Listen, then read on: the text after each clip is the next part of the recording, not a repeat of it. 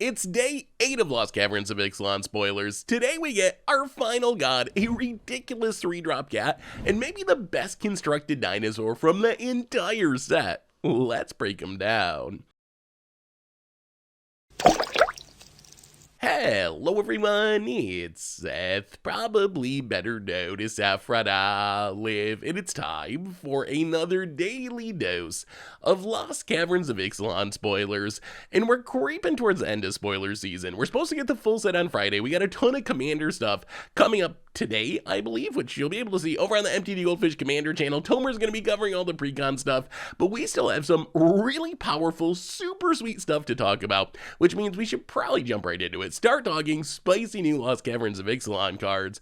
Before we do, a couple quick reminders. First, if you need any of these cards, you can snag them from our sponsor Card Kingdom over at cardkingdom.com/MTGGoldfish. Second, to keep up on all the latest spoilers throughout the day, you should head on over to MTGpreviews.com. Anyway, let's talk Lost Caverns of Ixalan. First up today, we got our last god, and I believe our last mythic from the main set, our green god, Ojer Kaslem Deepest Growth, / Temple of Cultivation on the backside. So the front side, I think this might be the strongest of the gods for standard. 5 mana, 6/5 trample. When it deals combat damage, you reveal that many cards from the top of your library, and you can put a creature and or a land onto the battlefield. The rest go on the bottom of your library in a random order. And then if it dies, it returns tapped is Temple of Cultivation, a land that makes green, and for 3 mana you can flip it back into its god side if you control 10 or more permanents. So there's a couple of reasons I think this is probably the strongest of the gods. So first, if you actually can get in an attack with the front side, the value is immense. There's no restrictions on this. You can put any land and any creature that you find directly into play. So this can be putting Italies into play, massive dinosaurs into play. There's no like mana value restriction or anything. The land even comes into play untapped. The other reason I'm really excited about this card is it's one of the, maybe the easiest god actually, to just flip back and forth. All you need is 10 permanents, and you can flip it back into the god side whenever you want. If it dies, you get to do it again and flip it back again. In getting 10 permanents, especially with the help of the front side, seems really easy. Like, if you're casting this, you probably have 5 lands. If you get in one attack with it, you're adding a land and a creature theoretically to the battlefield. That pretty much gets you to 10 permanents by itself. So yes, Sunfall, Farewell, Exile-based removal, that is annoying, but that happens for all the gods. Like, any of these gods are going to be soft to Exile-based removal, but as far as just death removal, this is probably the easiest god to flip back and forth. So if you're looking for comparisons, it's kind of like a super duper upgraded Doomscar Warrior or Garruk's Harbinger. These do something similar. When a creature deals combat damage, you get to grab a creature and put it into your hand. Ojer Kaslem puts it directly into the battlefield, and you get a land as a bonus. Also kind of compares to like a watered down Gishas Sun's Avatar or Lord of the Void, but it's only 5 mana, so it's so much cheaper than these cards. So of course there's risk. Like, it does need to get in an attack, but if you look at what this is competing with in standard, in the 5 mana green slot, you got like Vorinclex is probably the best option. I think this is close. Like, the upside of Vorinclex is you get the forest right away, so it is going to do something even if it dies, but this has so much more upside if it can start attacking. Otherwise, it's like Renin 7, Defiler Vigor, Silverback Elder. I think that this has a role in standard. Of course, the downside is this is a card that needs to get in damage. So there's multiple ways this can go wrong. One is you play this, your opponent just goes for the throat or get lost it, and then you don't really get anything for your investment, which is kind of a bummer. The other thing that can happen is your opponent just has big creatures on defense, so this can't attack. If this can't attack and get its combat damage trigger, then it's not a very good card, but I still think there has to be a role for this because the upside's so high. Like, if this gets in an attack, this can be slamming an Emrakul into play, along with a land as a bonus. So the upside's really, really high. Probably the easiest way to build around this is give it haste. Like, if you can sneak attack with this off a Bitter Reunion haste or Invigorating Hot Springs haste, it becomes super, super scary, because the biggest drawback is you gotta play this, it doesn't do anything, you gotta wait a turn for it to lose Summoning Sickness, then you gotta be able to attack. That gives your opponent a lot of time to find a way to deal with this, to put up their defenses, but if this can come down with haste, then it becomes very scary. I think the same is true of Commander. This is like best friends with Concordant Crossroads if you decide to build around this in Commander. Outside of playing this as your Commander, which it does seem like a fun Commander, just like super big green Timmy God. You just play this, load your deck with like the big biggest, baddest creatures possible and try to haste in your Ojer Kaslem, hit your opponent, slam something massive into play to take over the game. It works really well with Henzi. You can blitz this into play, another way to give it haste. You could also just play it in any green stompy deck. If you're playing like Galto, just wants a ton of huge, massive creatures, this seems like a good addition to the deck because it just plays really well. It's ramping you if it gets in combat damage and maybe putting a massive creature into play. So Ojer Kaslem, probably my favorite of the gods. We'll see how it works out in Standard. Yes, there's a drawback that it needs to get in combat to really do anything, but apart from that drawback, it has really everything you want. It's got good stats, it's got evasion, its combat damage trigger is insane, plus the backside is really good. It's like such an easy god to flip back around. So I think that this one actually has a chance to be very good in Standard, which is kind of surprising because the rest of the gods I'm honestly like kind of meh on for Standard. They seem like commander cards to me more than Standard cards, but the green one might actually have a shot. We also got, my god, this card, maybe the best dinosaur from the set in Trumpeting Carnosaur. So this is a 6-mana, 7/6 dino with trample. When it enters the battlefield, you discover 5, so essentially cascade 5, and then you can pay 3 and discard it to deal 3 damage to target creature or planeswalker. This card is ridiculous. So its stats are Red Carnage Tyrant, but its upside is very different. The upside of Carnage Tyrant is it's this big trampling creature that is essentially impossible to deal with. It has X-proof, it can't be countered, very, very hard to actually get off the battlefield. Trumpeting Carnosaur has another upside, which is Discover 5. So you're getting this massive body that's coming along with something else for free. It's kind of like an enlisted worm or a boarding party, but super duper majorly upgraded because you're just getting such a better body. So the Cascade 5 or Discover 5 on this card is ridiculous. This is a 6-drop 7/6, so already above the curve. They can be coming along with a Sheoldred or a Quintorius, like name some big 4 or 5 drop. This can be putting it into play. And then you get this other upside where you can use it as a strangle if you want to. 3 mana for 3 damage to a creature or planeswalker isn't great, but one of the downsides of dinosaurs is they tend to be really expensive. So there's a risk if you build a dinosaur deck that you get stuck with all these like 6 and 7 and 8 drops in your hand and just kind of get run over early in the game. You're not playing Trumpeting Carnosaur to discard it to strangle something. You're playing it for its absurd stats and its very powerful ETB trigger, but it's a nice upside that if you get that super slow expensive dino draw, you can just discard this to kill something early in the game. So I think that one place this card is probably going to be really good is Legacy, surprisingly. So a while ago, we played the Mississippi River Creative Technique deck in Legacy, and the whole idea of that deck is you want things that are 6-mana cascade spells to cascade into Creative Technique, and I think this is just an upgrade over the other options that you would pay in this slot. So I'm pretty sure this shows up in Legacy Mississippi River. Also, the Strangle mode can deal with some hate cards, like Teferi really locks down the deck. In theory, this can snipe a Teferi if it takes down, gets rid of stuff like Dranith Magistrate, other hate cards, Thalias and so forth that could slow down your deck. So I think it definitely has a home there. Also, because this is Discover, you can blink it, which is kind of ridiculous. So like Ephemerate, you can just like keep discovering in Standard. Blinking this when the Heroes Resolve every turn would be kind of hilarious. So much value there.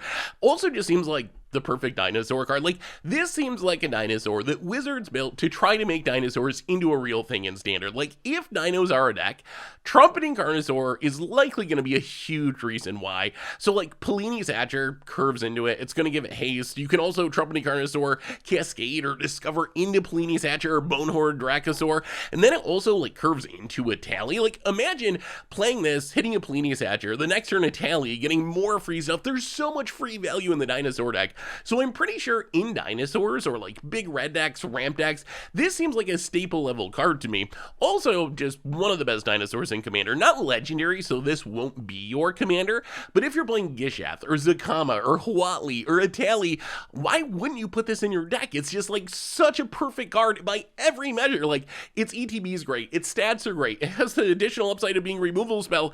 It is a ridiculously pushed above the curve card. So I think this card, if Wizards had put this at Mythic, I totally would have believed it. Like, if this was a Mythic, I totally would have believed it. That's how strong this card is. But it's just a rare, and I think this is one of the strongest, like, finishers dinosaurs in the entire set. Should see a ton of play in Standard and in Commander dinosaur decks, and in the Mississippi River deck in Legacy, too. We also got a really strong 3-drop in Kutzil's Flanker.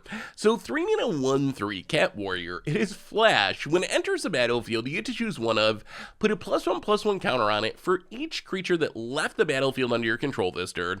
You gain 2 life and scry 2 or exile target player's graveyard.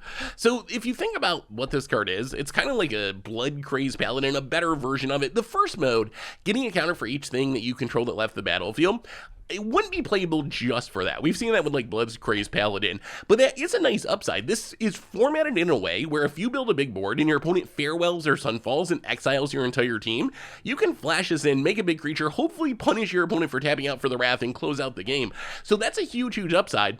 The second mode is kind of like Charming Prince shenanigans, like gain 2 life and scry 2 is never going to be a bad thing. That's kind of like the generic default mode. You just run this out on turn 3, you scry to set up the next turn, gain a little bit of life, and then you get a Tormod's Crypt, which is really scary to me. We've talked a lot during this spoiler season about how the Urborg Lurgoyf deck, the Descend deck, has gotten so many pieces. We got so much stuff that pushes you towards building these strong graveyard decks. Even crafting is going to be at best with stuff in the graveyard.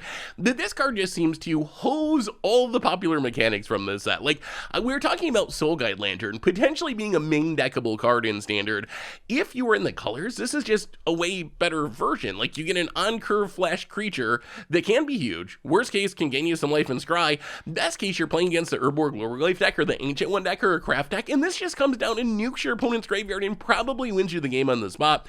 So my hopes for the Urborg Lurgoyf Descend deck, they're slowly fading as I see more and more of these really main deckable graveyard hate spells. I already thought Soul Guide Lantern might be main deckable. This is just like so much better for creature decks. So where do you play this card? Any white aggro deck can play it. I think in the main deck, probably it's good enough, especially because it lines up so well against Sunfall and Farewell as a way to recover if your opponent exiles your entire board. And then I think it'll show up in the sideboard in a lot of decks. Like, this is a sideboard all-star for soldiers, for any Rafine deck, any sort of like white creature deck can take advantage of this. It's a 3 mana 3/1 flash that can come into play and like eat a blocker by surprise and has this extra upside. As far as Commander, probably going to mostly see playing cat decks. I think if you're playing a cat deck, why wouldn't you play this? Like, exiling the graveyard is a nice upside. We should play more graveyard hate in Commander. It can get big. It has flash. So if you're playing Rin in Siri or a Borrow or Jetmir, any of those decks, I think this is just a good enough cat to make your list. So Kutzil's Flanker, the card seems kind of ridiculous. I think we'll be seeing a lot of this one in Standard, and if those graveyard decks, the Descend decks, the Lurgoyf decks actually become a thing, this card goes way up in value. Worst case, sideboard all-star. Best case, this could be a 4 of main deck card if the metagame gets very graveyard heavy. Could even have some implications in older formats where this is Cocoable at 3 mana, and you can hit it instant speed off a Coco or a Court of Calling and nuke your opponent's graveyard as well. So Kutzil's Flanker seems like a very strong push card. We also got a pretty sweet 4-drop Dinosaur and Humongous Raptor. So 4 mana 5/3 Ward 2. At the beginning of pre-combat main phase, add 2 mana. So this is essentially a pretty powerful dinosaur. Like 4 mana 5/3 with Ward 2, not bad stats. That gives you a Eladrami's Vineyard on your turn. Like 2 extra mana, actually pretty relevant. If you're playing a deck like Dinosaurs, it's trying to get to these big top end things. Also kind of compares to like Sanctum of the Fruitful Harvest, Bounty of the Lux, so these weird ramp spells. So I think this card actually has potential to be really good in Standard. If you think about how this plays, so you play it on turn 4, turn 5 you make your land drop, you get its bonus mana, you're going to have 7 mana. This means you can be dropping Nissa or Titan of Industry or Virtue of Strength, Breach of the Multiverse, Atraxis, some of the strongest cards in the format 2 whole turns early. Plus, if your opponent is going to kill this because of Ward 2, it's probably going to eat their entire turn. If they want to go for the throat it, it's going to be 4 mana, which means worst case it dies, but your opponent skipped their turn, which you're kind of okay with that as well. If your opponent has to spend their entire turn to get this off the battlefield, yeah, maybe not as exciting as dropping a Nissa the next turn, but still, that's a pretty good amount of value. Also seems really great in Dinosaurs. There's some really strong 7 mana dinos, Itali, Primal Conqueror, Tyrannus Rex, Galta, and Maverin, so this ramps into those really well. There's a question, is Blossoming Tortoise just better? Like, Blossoming Tortoise, kind of similar. It has worse stats, but it's also more resistant resilient. So the downside of Humongous Raptor, as we talked about, is it can just die, and if your opponent kills it, you don't get the mana anymore. Blossoming Tortoise, because it gets you a land most likely with its ETB, and lands are basically impossible to kill in Standard. Even if your opponent kills the Tortoise, you're likely to be +1 mana for the rest of the game. Humongous Raptor, way more explosive. Every turn it sticks around, you're +2 mana, and it's got a bigger body, but there is a risk that your opponent ends up killing it, and you don't ever get the mana out of it and do that big explosive thing. The other thing to note about this card is there's really not a lot of competition in the 4-drop slot in a Dinosaur deck. I was looking through Standard, and really it's Rampaging Raptor, which is a fine aggro card, but I think that this might just be the 4-drop Dinosaur of choice almost by default, just because that's one of the weakest spots on the Dinosaur curve, and this can do some ridiculous things, especially with early game ramp. If you have like Ixalan's Lorekeeper, Glimpse the Core, tramp into Humongous Raptor on turn 3, on turn 4 with the bonus mana, you can be dropping a Tally or Trumpeting Carnosaur or Tyrannus Rex, and any of those cards on turn 4 probably going to win the game. That is a ridiculously fast start, and if you're getting this down on turn 3, it becomes even harder to kill because your opponent's less likely to have the mana to pay the ward cost. So I think Humongous Raptor, really strong Dinosaur. I think we're gonna see this one in Dinosaur decks in Standard. The Ward 2 really helps. It doesn't make it unkillable, but it is gonna make it much more annoying to kill, and it really reduces the downside of playing this card. And the upside is, if this lives, it's gonna be dropping massive things into play super quickly. Also seems fine in any Dinosaur deck in Commander. Is just a ramp spell with a good body. We also got a weird enchantment in Corpses of the Lost. So 3-mana enchantment says skeletons you control get +1/+0 and have haste, and when it enters the battlefield, you create a 2/2 black skeleton pirate creature token, and then at the beginning of your end step, if you descended this turn, so had a permanent go in your graveyard from anywhere, you can pay a life, and if you do, return Corpses of the Lost to its owner's hand. Is this card good? I'm kind of thinking it's not actually good. So if you think about what it does, by itself, you play it for 3 mana, you're going to end up with a 3/2 hasty skeleton pirate creature token. And then potentially, if you descend and you crack a fetch land or have something go to the graveyard or your self-mill deck, on your end step, you can pick this up by paying 1 life and then do it again the next turn. So it can potentially be a repeatable 3/2 skeleton pirate every single turn for the cost of 1 life and 3 mana. Is that good enough, though? I like how it plays in skeleton. So if you're playing a skeleton deck, this card's going to be good because skeletons just don't have a lot of good options. So this is going to be a great card in your deck almost by default, giving your entire team haste and repeatedly making skeletons. That's going to be great in Skeleton Ship, Tiny Bones, Skitherix, any skeleton commander deck. If you think about what it does in like a commander deck built around skeletons, it's kind of like a Fervor, which is already a 3-mana enchantment that sees them play, along with a Pseudolord, along with a Grizzly Bears, along with potentially repeated skeleton production. So in skeleton commander decks, I think the card's great. As far as Standard, that's where I'm a little bit skeptical. If you think of the other options for 3 mana, you could just be playing Graveyard Trespasser, Ravine, Giggs, Kaido, Liliana, Lord Skitter, Preacher of the Schism. There are many cards competing with this slot, and I'm not sure that like repeatedly making 2/2s and giving them +1/+0 in haste is actually going to be worth the effort compared to just like, I drop a Lord Skitter. Every turn Lord Skitter is going to make a 1/1 for free, and it's going to exile your opponent's graveyard. Or you can play a Planeswalker that's going to generate card advantage, or you're going to play Rafine and just like connive through your deck. There's so many other options here. So I think in a generic sense, I'm not really sure that it's worth playing this card. Maybe the most intriguing aspect of this is having it be a build around. So if you think about what the Delirium mode of this does, it essentially gives you an enchantment that you can cast every single turn. So maybe instead of playing this like a generic value 3-drop, where I think it gets beat out by other options, maybe what this actually is a repeatable way to trigger Hollow Haunting. Or maybe you get a Far on the battlefield, repeatable card draws. You keep bouncing this back to your hand, recasting it. Tatsunari really wants you to keep casting enchantments, or Calyx really wants you to keep casting enchantments. So maybe that's the power of this card, is just being like an okay enchantment that can keep going back to your hand and you can cast it every turn. Once you get back to older formats, then you have like the Constellation mechanic, Doomwake Giants, Eidolon of Blossoms, Setessan Champions. This bouncing back and forth is going to be a lot of card advantage, and I think that's probably its main role in Commander, outside of the skeleton thing. Obviously, there's just not a lot of good skeletons, so this is going to make your skeleton deck by default, but maybe this is an enchantment card for black and enchantment decks like Alayla. This is a repeatable enchantment to make a fair. Your Daxos, it's a repeatable enchantment to keep getting experience counters. So maybe that's the main power of this card. So Corpses to the Lost, I think it's a cool design. I like that we're seeing more skeleton support. Nice to see skeletons over like zombies or something that we get every set. So cool to see more skeleton support. Not sure the card's actually strong enough to really make it in standard though. We also got a new white 2-mana rock, sort of, in Fabrication Foundry. So 1 and a white for an artifact. It taps to make a white mana, but you can only spend it on artifact spells or to activate the ability of artifact sources. Then you can pay 3 and tap it and exile 1 or more artifacts you control with total mana value of X to return target artifact card with mana value of X or less from your graveyard to the battlefield. Activate only as a sorcery. So Fabrication Foundry, obviously, its abilities all care about artifacts, so you're only going to play this in an artifact deck. But in an artifact deck, this does 2 pretty powerful things, which is ramps you and also gives you some reanimation.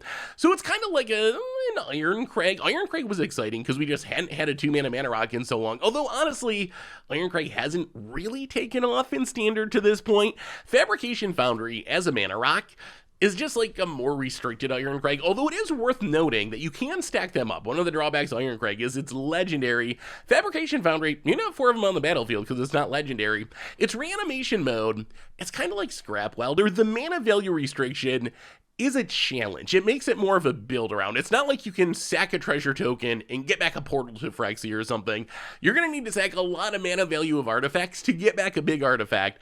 So that means it doesn't really work in like Oni called Anvil decks. It doesn't work in the artifact token decks. You can't sack your blood token to reanimate something, which kind of limits its home, but I think there are ways to use this card. So way number 1 is it works really well with artifacts. They have ETB triggers. So you ramp into your Mightstone and Weakstone, your portal to Phyrexia, your Thousand Moon Smithy. These cards do a lot of their damage when they enter the battlefield. Mightstone and Weakstone kill something. Thousand Moon Smithy makes this huge token. Portal to Phyrexia rash your opponent's board, and then you can exile them to Fabrication Foundry to get something else back from your graveyard. So the combination of ramping into these powerful artifacts and giving you a way to do some cool graveyard shenanigans, there's probably something that we can build in standard around this effect. It also works really well with a lot of the new stuff from Ixalan itself. So we're getting just powerful artifacts like Chimo, like ramping into that seems like a lot of fun, but we're getting all these artifacts that work like spells. Brash's Tunnel Grinder is kind of like a wheel effect. Magmatic Galleon's an artifact that's kind of just a removal spell. Unstable Glyph Bridge, it's an artifact that's actually a wrath. It also plays well with any sort of craft or transform mechanic because you can use the mana to help pay for the artifact transforming, plus it gives you an artifact on the battlefield that you can exile or sacrifice to the craft mechanic. So it plays well with a lot of the themes of Ixalan itself. If this is enough to make this card a staple, that's another question. Once you get back to older formats, there are shenanigans. One of the big upsides of artifact decks is you get the affinity for artifact mechanics, and this makes really high mana value artifacts really cheap to cast. Like Mirror Enforcer, it's a 7-drop, but in an artifact deck, it's usually free. That plays really well with the reanimation mode of Fabrication Foundry. You can play Mirror Enforcer, pay 3, exile it to your Fabrication Foundry, and reanimate anything mana value 7 or less. Same with like Thought Monitor, Frogmite to a lesser extent. So that's one way to build around this. I think this seems very good in Artifact Commander deck. So in an Artifact Commander deck, you're probably already playing a bunch of mana rocks. This is a slightly bad mana rock in the sense that there's going to be some things this doesn't help you cast. If your deck is mostly artifacts, then that downside isn't really a big deal, but there will be times when you want to use this to cast a Farewell or an Undo Inversion or something like that, and this isn't going to make any mana for it, so you do have to be very heavily artifact focused. But I do think that the upside of its reanimation mode makes up for the fact that as a mana rock, it's a little limited by only working for artifacts, so it seems like a nice addition to any sort of artifact deck like that. So Fabrication Foundry, I mean, yes, it's restricted, but it's a 2-mana rocks with a bunch of upside,